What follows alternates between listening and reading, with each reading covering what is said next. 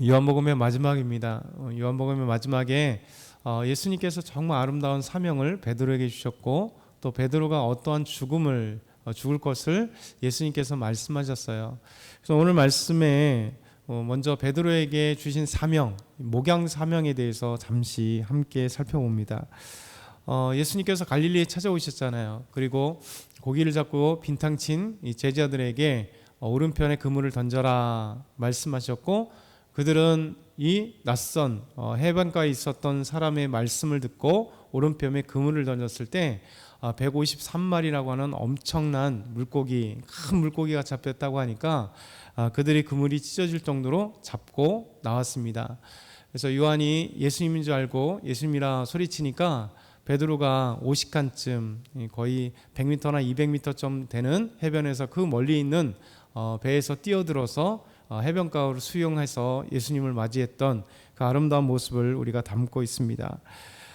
오늘 말씀 보면 예수님께서 구워놓으신 숯불과 또 생선, 그리고 생선을 달라 해서 더 구워서 함께 제자들에게 주신 이 조반을 드시고 난 이후에 오늘 시몬 베드로에게 예수님께서 말씀하십니다. 15절부터 17절 보면 그 위대한 목양사역, 예수께서 시몬 베드로에게 이르시되 요한의 아들 시몬아, 내가 나를 다른 사람보다 더 이 사람들보다 나를 더 사랑하느냐, 이렇게 묻습니다. 놀라운 물음이죠. 이 사람들보다 나를 더 사랑하느냐 물었더니 주님 그러하느니이다. 내가 주님을 사랑하는 줄 주님께서 아시나이다. 그때 예수님께서 베드로에게 내 어린 양을 먹이라, 내 어린 양을 먹이라. 예수님의 어린 양, 예수님의 양들, 예수님께서 기르시고 치시고 인도하셨던 하나님의 백성들이죠. 이 양들에 대해서 내가 너에게 맡기겠다는 거죠. 이 양들을 먹이라 말씀하십니다. 그리고 두 번째 또 동일한 말씀으로 요한의 아들 시몬아, 내가 나를 사랑하느냐 하시니 이르되 주님 그러하나이다. 내가 주님을 사랑하는 줄을 주님께서 아시나이다. 참 멋진 고백이잖아요. 베드로의 이 고백이, 주님 내가 주님을 사랑합니다 라고 얘기하는 것보다 주님께서 내가 주님을 사랑하신 거 아십니다 라고 하는, 입술 속으로는 고백하지 못하지만 분명히 주님께서 아신다 라고 하는 아름다운 고백. 그래서 다시 내 양을 치라 이렇게 말씀하세요. 세 번째, 한 번도 아니고 예수님은 세 번째 확인을 하세요. 요한의 아들 시몬아, 내가 나를 사랑하냐. 그러니까 주께서 세 번째 내가 나를 사랑하냐 하심으로 베드로가 근심하여 이르되, 베드로가 근심했다. 많은 주석학자들이 또 한번 생각해 보는 게, 세 번 사랑을 확인하는 것 통해서 세 번 그가 부인했던 그 부인의 사건이 생각났다는 거죠. 예수님이 잡혀갔을 때 세 번씩이나 모릅니다, 마지막엔 저주하고 욕하면서 내가 모른다라고 했던 이 부끄러운 과거가 베드로가 생각한 것이죠. 예수님께서 세 번씩이나 동일하게 내가 나를 사랑하느냐라고 이야기할 때 세 번째는 정말 근심하여서 정말 목소리가 기어 나올 것 같죠. 얼마나 정말 마음이 아프고 예수님께 죄송스럽고 부끄럽고, 그럼에도 불구하고 주님께서 아십니다 라고 고백을 할 때 예수님께서 다시 내 양을 먹이라 이렇게 말씀하세요. 우리 주님은 믿음의 사람들에게, 베드로에게, 또 목회자이든 리더든 모든 우리 사람들에게 동일한 이 목양의 사명을 주세요. 우리 그리스도인들에게 가장 큰 사명이 뭐냐면 목양 사역입니다. 양을 먹이고 치고, 우리 양이 누굴까요? 우리 믿음의 사람들이에요. 우리 교회 안에서 목양이라 하면 목회자가 목양 사역을, 또 리더들이 목회 사역을, 또 믿음의 선배들이 믿음의 후배들에게 목양 사역을, 또 가정으로 한다면 가정의 부모가 우리 자녀들을 우리에게 주신 이유는 하나님의 양들을 먹이고 입히고, 하나님의 말씀의 꼴로 또 믿음으로 양육하고, 그런 이 아름다운 목양의 사역들을 우리에게 주셨다는 거예요. 그리고 잃어버린 양들을 찾아가야 되는 목양자로서 죽어가는 영혼들을 찾아가서 복음을 증거해야 되는, 그래서 그 양들을 찾아와야 되는 이 목양 사역을 베드로에게 뿐만 아니라 우리 모두에게 이 목양 사명으로 허락하신 그리스도인 모두에게 동일한 이 사역을 해주신 거죠. 그러기 위해서는 먼저 베드로처럼 우리가 주님을 사랑하는지를 확인을 해야 되겠죠. 왜냐하면 주님을 사랑하지 않으면 주님이 맡긴 양을 거짓 목자처럼 위험이 다가오면 내팽개치고 또 아니면 자기 이익을 위해서 사용하겠죠. 그런데 참된 목자는 예수님께서 양들을 위해서 목숨을 버리는 것처럼 목숨을 버려가는 거잖아요. 예나 지금이나 구약 때에도 에스겔서 말씀하신 것처럼, 그리고 구약 시대의 이스라엘 백성들이나 지도자처럼, 또 예수님 때도 바리새인들이나 서기관들이 때로는 예수님께 욕을 먹은 이유가 하루살이는 걸러내고 자기의 이익이 되는 사람들만, 자기에게 이익이 되는 사람들만이 자기가 관계하고 가까이 가고 다가갔던, 요즘도 그렇잖아요. 많은 때로는 사람들이 욕을 먹는 이유가 뭡니까? 양들이, 그렇죠? 교인들이 자기 이익을 위해 사용될 때 욕을 먹는 거예요. 그렇죠? 참된 목자가 아니라 거짓 목자가 가끔가다 등장하는 거죠. 참 많은 교회 귀한 목사님들이 대부분 거의 다입니다. 그렇죠?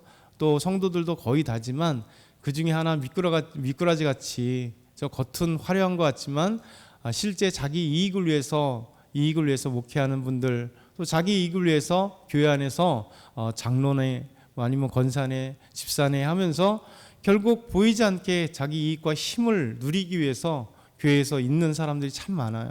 어떻게 보면 하루살이는 걸러내고 자기 이익이 될 것들만 삼켜버리는 이 거짓 목자와 같은 사람들이죠.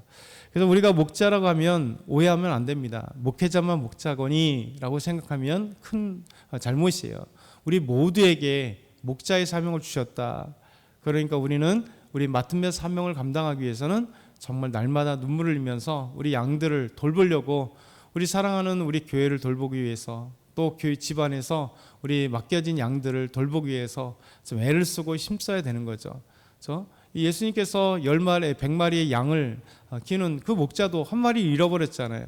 아무리 관리를 잘한다 할지라도 우리가 목자로서 잘한다 할지라도 실수가 있고, 또 양이 지 멋대로 가면 그런데 그것은 있을 수 있다는 거예요. 그렇죠? 사랑하는 우리 자녀나 우리 가족들이나 우리 목욕하는 사람들 중에 믿음을 저버리고 도망가고 떠나가는 사람이 없을 수는 없잖아요. 근데 우리에게 주는 건 뭐냐면, 그래도 우리 목자 사명은 달려가서 잡아야 된다는 거죠. 눈물을 흘리는 필요가 있는 거죠. 그래서 이 목양사역은 쉬운 건 아닙니다. 그렇기 때문에 우리에게 주시면서 너희들 기도하라, 주님을 잡고 나아가라, 주님께서 너희와 함께 하겠다, 수많은 이런 아름다운 믿음의 장치들을 하나님이 주시는 거잖아요. 그래서 우리의 힘이 아니라 주께서 주신 힘으로, 우리는 연약하지만 하나님이 주시는 강력한 힘으로 이 모든 것을 감당할 수 있다라고 말씀을 드리는 겁니다. 그러면서 베드로가 어떠한 죽음으로 죽을 것에 대해서 예수님께서 말씀하세요. 18절부터 19절 말씀을 한번 같이 다시 읽어볼까요? 18절 19절 시작. 내가 진실로 진실로 내게 이르노니 내가 젊어서는 스스로 띠띠고 원하는 곳으로 다녔거니와 늙어서는 내 팔을 벌리리니 남이 내게 띠띠우고 원하지 아니한 곳으로 데려가리라. 이 말씀을 하심은 베드로가 어떠한 죽음으로 하나님께 영광을 돌릴 것을 가리키심이로라. 이 말씀을 하시고 베드로에게 이르시되 나를 따르라 하시니, 예수님 이 베드로에게 이 엄청난 사명을 맡기셨어요. 그렇죠? 양을 먹이고 치고 먹이라, 이 목양 사역을 맡기셨는데, 그가 젊은서는 네 마음대로 살았다, 네 마음대로 할 수 있다. 그런데 내가 나이가 들어서는 네 마음대로 할 수 없고 다른 사람이 너를 띠띠고 데려가리라, 이렇게 말씀하세요. 근데 이 말씀이 무엇인가 하면 요한이 후에 주석하기를, 그 사건을 보고 난 뒤에 이 말씀은 베드로가 어떠한 죽음으로 죽을 것을 예수님께서 말씀하신 바다. 베드로가 지금 이 말씀을 들었을 때 몰랐다는 거죠. 그리고 나중에 베드로의 삶을 보게 되었을 때 사도 요한이 요한복음을 기록하면서 이 주석을 단 거예요. 베드로가 이러한 죽음 때문에 예수님께서 그때 이렇게 말씀하셨구나 라고 한 거죠. 베드로는 전승에 보면 로마에서 순교를 당합니다.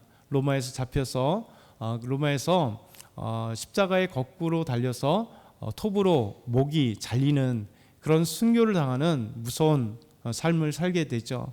그래서 주님 앞에 주님을 고백하면서 예수님은 나의 주님 온전히 고백하면서 그 순교 앞에서도 당당한 믿음을 밝히고, 그래서 이 로마에서 베드로가 순교를 당하게 되는, 십자가에 거꾸로 목이 잘리는 이런 순교를 당하는 삶을 베드로가 마지막으로 감당한 거예요.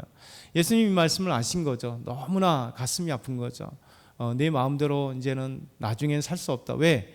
사명 때문에 살아가고, 그리고 이제 다른 사람들이 그 사명에 의해서 베드로를 죽이는 이 무서운 일이 그에게 있다라는 것을 말씀하고 계십니다. 그러면서 마지막으로 요한복음 21장 25절에 예수께서 행하신 이 일 외에는 만일 낱낱이 기록되었다면 이 세상 일이라도 이 기록된 책을 두기에 부족할 줄 아노라. 사도 요한이 얼마나 아름다운 말씀을 하셨어요. 이 외에도 주님께서 하신 일이 너무 많다. 내가 기록한 이 요한복음 21장에 이로 기록된 짧은 말씀 외에도 너무 많은 예수님께서 3년 동안 하신 일이 많으나 내가 이것을 다 감당하기도 부족함이 없다. 그렇죠?